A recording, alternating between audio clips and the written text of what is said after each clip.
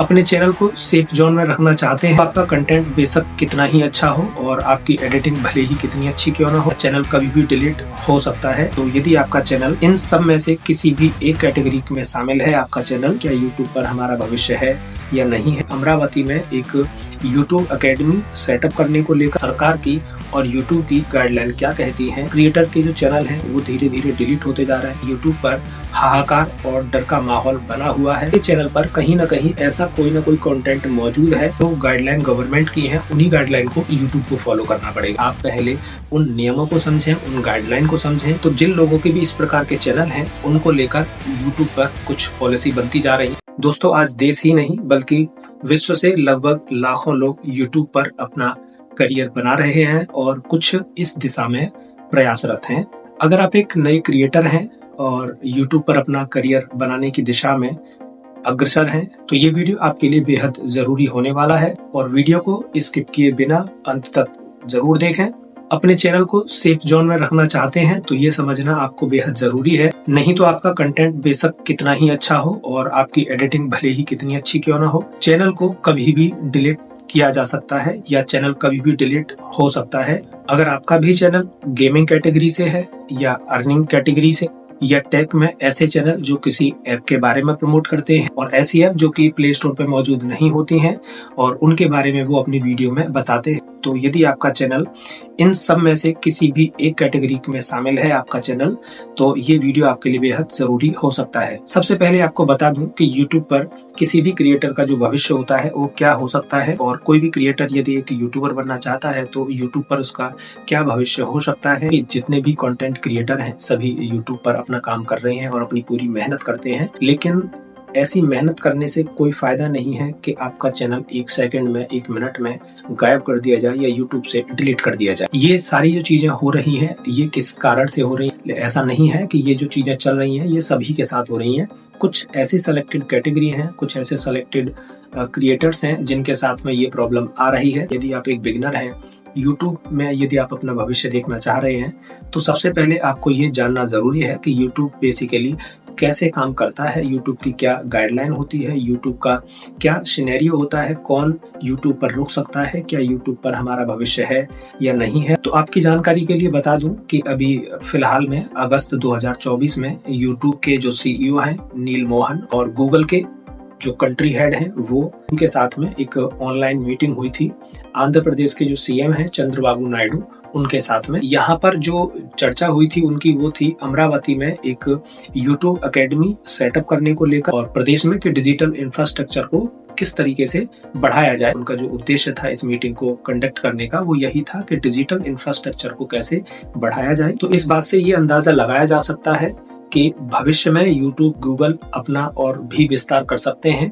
कितना करेंगे, क्या करेंगे, इस पर अभी कुछ नहीं कहा जा सकता है। तो यहाँ मेरे कहने का मतलब ये है कि इस बात से ये अंदाजा लगाया जा सकता है कि भविष्य में YouTube, गूगल या कोई भी ऐसा सोशल प्लेटफॉर्म हो वो अपना भी विस्तार करेंगे। आज का जो वैश्विक स्तर है वहाँ पर डिजिटल मार्केटिंग की जो डिमांड है वो बहुत बढ़ चुकी है और जो बड़े प्लेयर्स हैं वो इस चीज में अपनी अहम भूमिका निभाएंगे। विश्व का एक बहुत बड़ा भाग है जो आज मोबाइल चलाता है, सोशल मीडिया पर बैठा हुआ है। कि यदि आप एक नए क्रिएटर हैं और आप भी अपना करियर यूट्यूब पर देख रहे हैं तो इसके लिए आपको सबसे ज्यादा जरूरी है ये जान लेना, ये सीख लेना, ये समझना कि इन सोशल मीडिया प्लेटफॉर्म और सरकार की और यूट्यूब की गाइडलाइन क्या कहती हैं, उन पर काम करने के क्या तौर तरीके होते हैं, कैसे उन पे काम किया जाए और कैसे उन पे लंबा टिका जाए। तो यूट्यूब के मामले में भी कुछ ऐसा ही है कि ऐसा नहीं है कि आप आए और आपने 2 साल में बहुत अच्छा पैसा कमाया और उसके बाद आपका चैनल डिलीट हो जाए, या किसी का भी चैनल अगर डिलीट हो जाता है तो ये सभी के लिए और उस खासकर उस व्यक्ति के लिए जिसका वो चैनल है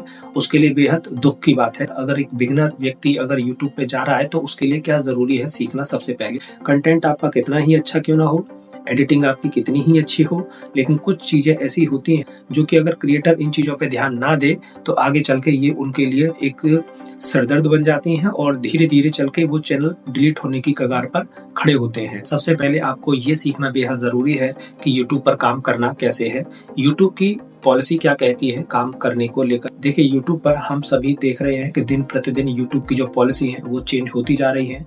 क्रिएटर के जो चैनल हैं वो धीरे धीरे डिलीट होते जा रहे हैं या किसी भी प्रकार की उनके ऊपर स्ट्राइक मिलती जा रही है।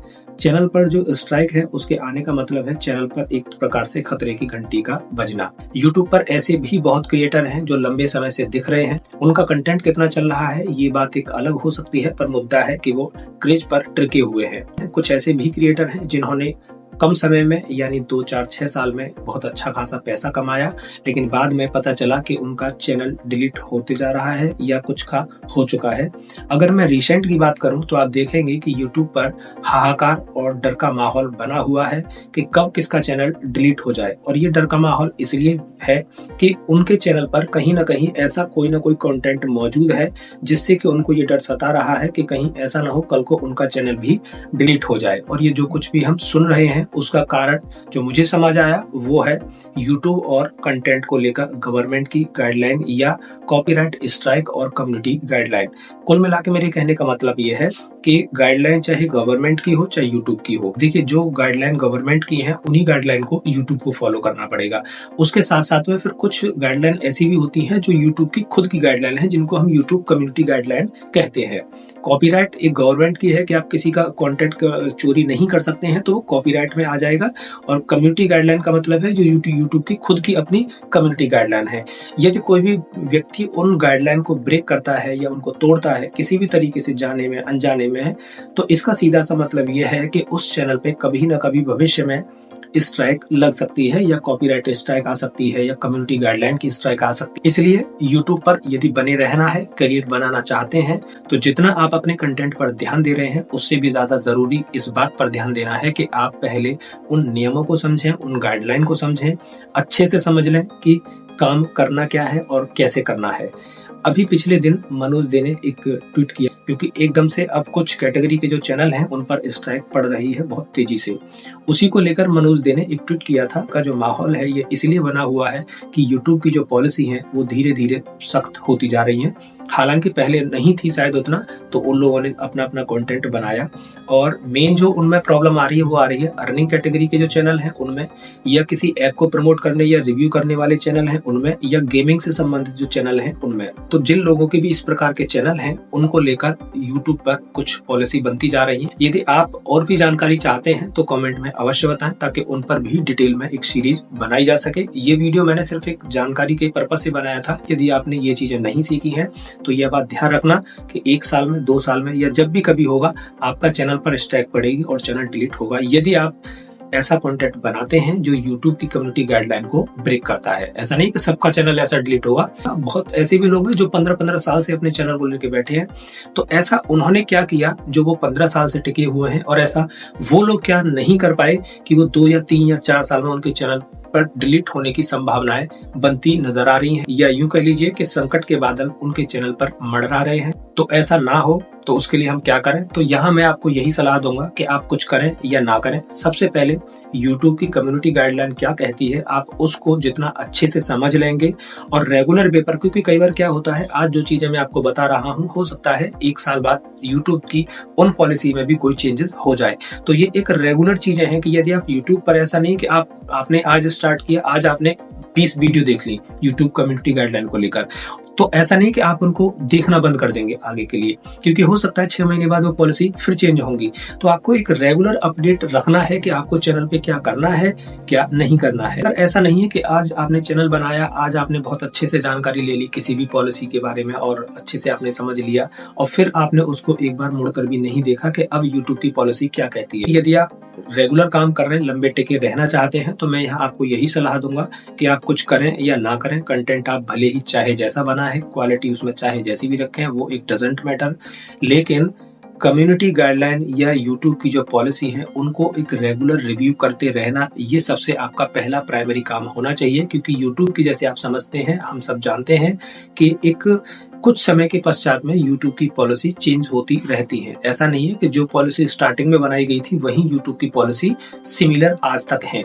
कुछ ना कुछ उसमें चेंजेस होता रहेगा। तो इसके लिए आपको एक रेगुलर अपडेट की जरूरत है और यूट्यूब की जो पॉलिसी है वो बेसिकली आपके कंटेंट को लेकर क्या कहती है उसकी गाइडलाइन। यदि आप और भी जानकारी चाहते हैं तो कमेंट में अवश्य बताएं ताकि उन पर एक डिटेल सीरीज बनाई जा सके। तो वीडियो कैसा लगा कमेंट में आप अवश्य बताएं और बने रहिए शर्मा योगेंद्र ऑफिशियल पर। और अन्य लेटेस्ट जानकारी के लिए हमारे ट्विटर अकाउंट, इंस्टाग्राम अकाउंट को आप फॉलो कर सकते हैं। तो इस वीडियो में इतना ही और मिलते हैं अगली वीडियो में, तब तक के लिए धन्यवाद।